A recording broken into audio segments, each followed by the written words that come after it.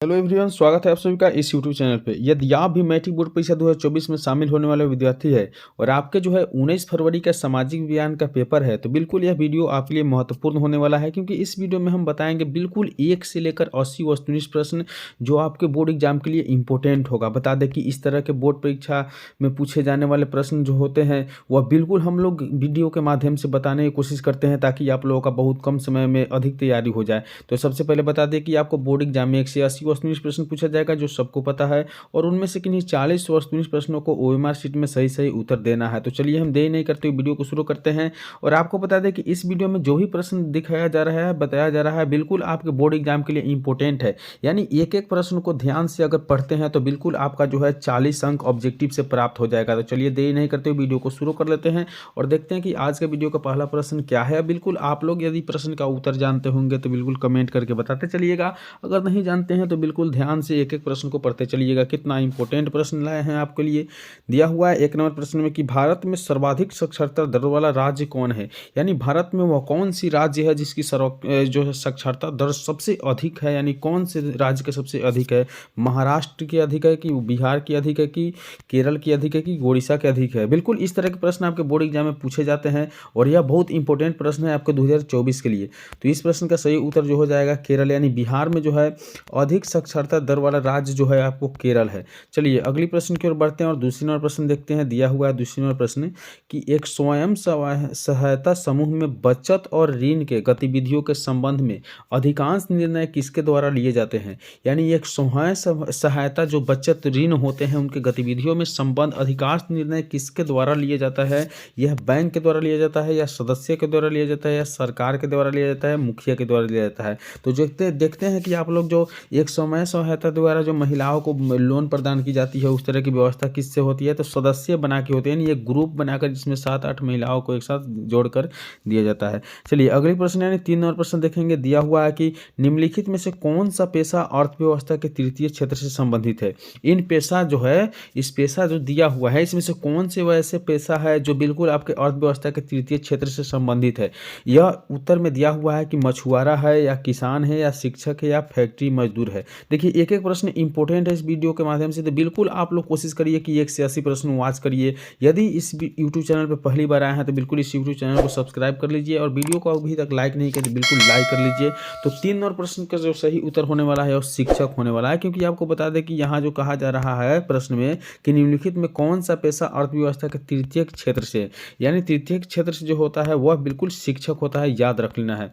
अगले प्रश्न यानी 4 नंबर प्रश्न देखेंगे। दिया हुआ है 4 नंबर प्रश्न में कि भारत में वैश्वीकरण के कारण निम्न में से किस एक को सबसे कम लाभ हुआ था। यानी भारत में जब वैश्वीकरण हुआ था जिसमें से निम्न में से किसको सबसे कम लाभ हुआ था। कृषि क्षेत्र को, या औद्योगिक क्षेत्र को, या सेवा क्षेत्र को, या द्वितीय क्षेत्र को। तो 4 नंबर प्रश्न का जो सही उत्तर होने वाला है वह कृषि क्षेत्र, यानी कृषि क्षेत्र को सबसे कम लाभ हुआ था। बिल्कुल इस तरह के प्रश्न आपके बोर्ड एग्जाम में पूछे जाते हैं, और इस वीडियो के माध्यम से जो भी प्रश्न आपको बताया जा रहा है बिल्कुल आप लोग के लिए इंपॉर्टेंट है, क्योंकि आप लोग का जो समय है बहुत कीमती समय है, अब बहुत कम समय बचा है आप लोग के लिए, तो बिल्कुल वही पढ़ना है जो बोर्ड एग्जाम में पूछे जाए।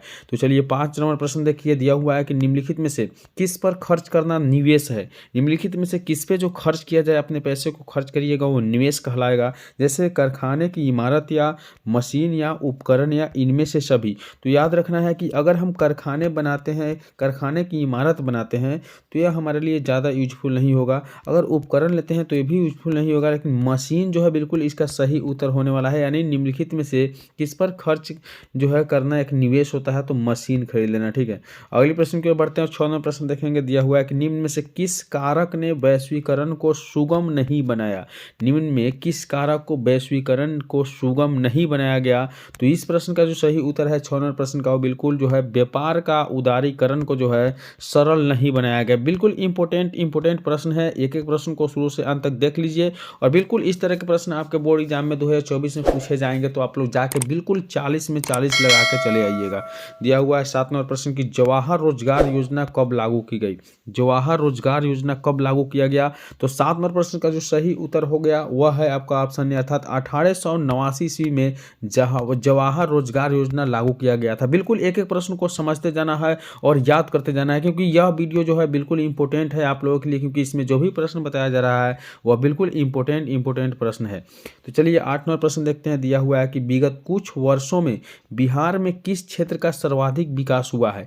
यानी विगत कुछ वर्षों में, यानी कुछ वर्षों में, 2-3 वर्षों में, 4 वर्षों में जो है बिहार के किस क्षेत्र का सर्वाधिक विकास हुआ है, यह आपसे पूछा जा रहा है। तो बिल्कुल 8 नंबर प्रश्न का जो सही उत्तर होने वाला है वह आप लोग कमेंट करके जरूर बताइएगा कि कृषि क्षेत्र होने वाला है, या सेवा क्षेत्र होने वाला है, या उद्योग क्षेत्र होने वाला है, या इनमें से कोई नहीं। तो आपको बता दें तो 8 नंबर प्रश्न का जो सही उत्तर होगा बिल्कुल आप लोग कमेंट करके बताइएगा। अगले प्रश्न की ओर बढ़ते हुए 9 नंबर प्रश्न देखते हैं, दिया हुआ है कि भारत में वित्तीय वर्ष कहा जाता है। बिल्कुल एक एक प्रश्न इंपॉर्टेंट है इस वीडियो के माध्यम से, तो बिल्कुल आप लोग पूरे वीडियो को जरूर देखिएगा, क्योंकि इस तरह के वीडियो अगर आप छोड़ देते हैं तो बिल्कुल आप लोग का जो है बोर्ड एग्जाम में बहुत सारे प्रश्न छूट जाएंगे। तो 9 नंबर प्रश्न का जो सही उत्तर होने वाला हुआ 1 अप्रैल से 31 मार्च तक जो है भारत में वित्तीय वर्ष कहा जाता है, 1 अप्रैल से 31 मार्च को। अगले प्रश्न की ओर बढ़ेंगे और 10 नंबर प्रश्न देखेंगे, दिया हुआ है कि हमारे देश में किस मुद्रा को वैधानिक मान्यता प्राप्त है। हमारे देश में वह कौन सी मुद्रा है जिनको वैधानिक मान्यता प्राप्त दी गई है। तो 10 नंबर प्रश्न का जो सही उत्तर है वो पत्र मुद्रा जो है, पत्र मुद्रा को हमारे देश में वैधानिक मान्यता प्राप्त की गई है। अगली प्रश्न या 11 नंबर प्रश्न देखेंगे, बिल्कुल इंपॉर्टेंट प्रश्न है और एक एक प्रश्न जो है आपके बोर्ड एग्जाम के लिए बिल्कुल यूनिक है। तो चलिए 11 नंबर प्रश्न को देखते हैं, दिया हुआ है कि इंग्लैंड की मुद्रा क्या है। इंग्लैंड की मुद्रा क्या है। 11 नंबर प्रश्न का सही उत्तर जो इंग्लैंड की मुद्रा है वह पाउंड है। याद रखना है कि इंग्लैंड की जो मुद्रा है वह पाउंड होती है। अगली प्रश्न यानी 12 नंबर प्रश्न की ओर बढ़ेंगे। बिल्कुल एक एक प्रश्न को ध्यान से सुनना है और देखना है, बिल्कुल याद करके जाना है, क्योंकि यह बिल्कुल इंपॉर्टेंट प्रश्न है आपको बोर्ड एग्जाम के लिए। तो दिया हुआ है 12 नंबर प्रश्न की मुद्रा का प्राचीनतम रूप क्या है। मुद्रा का प्राचीनतम रूप क्या है। तो मुद्रा का प्राचीनतम रूप जो है वस्तु मुद्रा, यह मुद्रा का एक प्राचीनतम रूप है।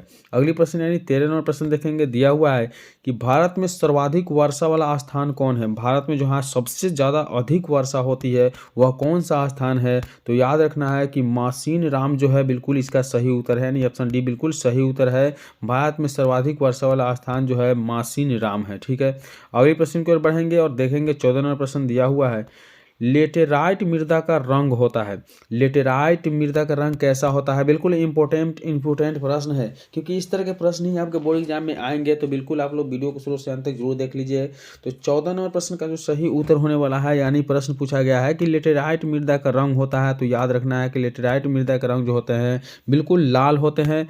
अगली प्रश्न यानी 15 नंबर प्रश्न देखेंगे, दिया हुआ है 15 नंबर प्रश्न में कि निम्न में लौह अयस्क कौन है। निम्न में लौह अयस्क कौन है। तो इसका एक सही उत्तर होने वाला है हेमटाइट जो है बिल्कुल आपका लौह अयस्क, यानी 15 का ऑप्शन ये बिल्कुल सही उत्तर है।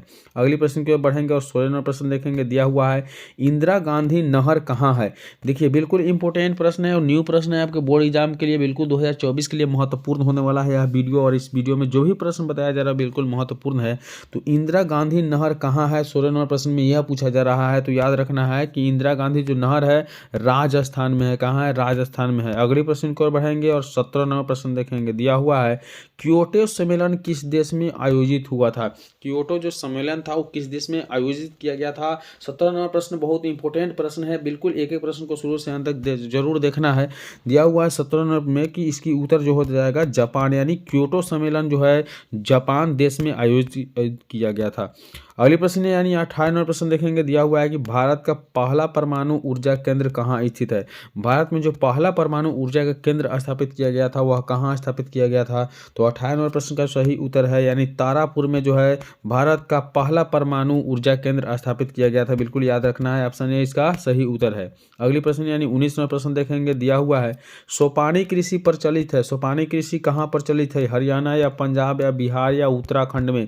तो 19 नंबर प्रश्न का जो सही उत्तर है वह बिल्कुल जो है सोपानी कृषि कहाँ प्रचलित है, तो उत्तराखंड में प्रचलित है। याद रखना है, ऑप्शन डी बिल्कुल सही उत्तर है। अगली प्रश्न यानी 20 नंबर प्रश्न देखेंगे, दिया हुआ है निम्न में कौन प्रायद्वीपीय भारत की नदी है। निम्न में कौन जो है प्रायद्वीपीय भारत की नदी है। तो इस प्रश्न का जो सही उत्तर हो जाएगा 20 नंबर प्रश्न का वह आपका ऑप्शन सी अर्थात कृष्णा जो है निम्न का प्रायद्वीपीय नदी है। चलिए अगले प्रश्न यानी 21 नंबर प्रश्न देखेंगे। बिल्कुल इंपॉर्टेंट वीडियो है आप लोगों के लिए, क्योंकि इसमें जो भी प्रश्न बताया जा रहा है बिल्कुल नए नए प्रश्न है और आपके बोर्ड एग्जाम के लिए बिल्कुल छपने वाला है। यानी 21 नंबर प्रश्न देखिए, दिया हुआ है कि विश्व पर्यावरण दिवस कब मनाया जाता है। विश्व में पर्यावरण दिवस कब मनाया जाता है। याद रखना है कि पर्यावरण दिवस 5 जून को मनाया जाता है। यानी विश्व में पर्यावरण दिवस जो है 5 जून को मनाया जाता है। अगली प्रश्न यानी 22 नंबर प्रश्न दिया हुआ है कि हिरंद बांध है, हिरंद बांध कहाँ है, बिहार में है, उत्तर प्रदेश या पंजाब या महाराष्ट्र में है। तो याद रखना है कि हिरंद जो बांध है बिल्कुल आपको उत्तर प्रदेश में है। कहाँ है, उत्तर प्रदेश में हिरंद बांध है। तो इसलिए 22 नंबर प्रश्न का सही उत्तर ऑप्शन सी हो गया। अगली प्रश्न यानी 23 नंबर प्रश्न दिया हुआ है कि किस खनिज को उद्योगों की जननी कहा जाता है, किस खनिज को उद्योगों की जननी कहा जाता है। तो बिल्कुल इस प्रश्न का जो सही उत्तर होने वाला है वह याद रखना है कि 23 नंबर प्रश्न का जो सही उत्तर है ऑप्शन सी अर्थात लोहा को जो है खनिज का जननी कहा गया है। अगली प्रश्न यानी 24 नंबर प्रश्न देखिए, बिल्कुल इंपोर्टेंट प्रश्न है। अगली प्रश्न 24 नंबर प्रश्न दिया हुआ है कि भारत में सबसे बड़ा लौह अयस्क उत्पादक राज्य कौन है। भारत का सबसे बड़ा लौह उत्पादक जो राज्य है वह कौन है। तो 24 नंबर प्रश्न का जो सही उत्तर हो जाएगा वो ऑप्शन ए अर्थात कर्नाटक है। भारत में सबसे लंबा जो सबसे बड़ा जो है लौह उत्पादक राज्य। अगली प्रश्न यानी देखेंगे हम 25 नंबर प्रश्न दिया हुआ है। 25 नंबर प्रश्न की गोंडवाना समूह प्रसिद्ध है, गोंडवाना समूह प्रसिद्ध है, किसके लिए प्रसिद्ध है। तो 25 नंबर प्रश्न का सही उत्तर ऑप्शन ए अर्थात कोयले के लिए जो है गोंडवाना समूह बिल्कुल प्रसिद्ध है। तो इस वीडियो में हम आप लोगों को 1 से 25 वस्तुनिष्ठ प्रश्न बताए हैं, बाकी के वस्तुनिष्ठ प्रश्न अगले वीडियो में बताएंगे। वीडियो यदि अच्छा लगा हो तो एक लाइक जरूर कर दीजिएगा। चैनल पर पहली बार आए हैं तो बिल्कुल सब्सक्राइब कर लेना है। चलिए मिलेंगे अगले वीडियो में, तब तक के लिए बाय।